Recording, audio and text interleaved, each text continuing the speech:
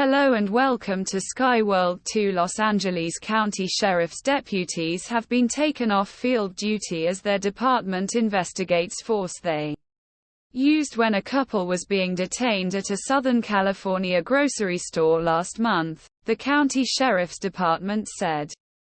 The encounter unfolded on June 24 as deputies responded to a report of a robbery in the city of Lancaster and tried to detain a couple matching the description of suspects given by store security in calls to 911, the Los Angeles County Sheriff's Department said without releasing details about the descriptions.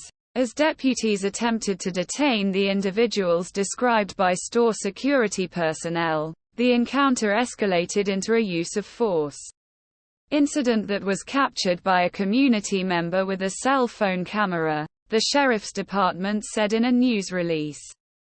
The video is disturbing. The agency released body camera footage of the encounter, which shows a deputy arrive on scene and tell a man repeatedly to put his hands on the hood of a police cruiser.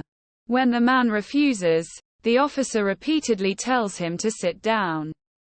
The man is heard saying he's done nothing wrong and says, "They approached us first, man," but it's not clear who he is referring to.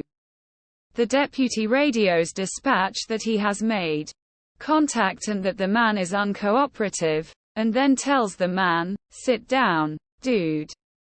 We'll figure this out."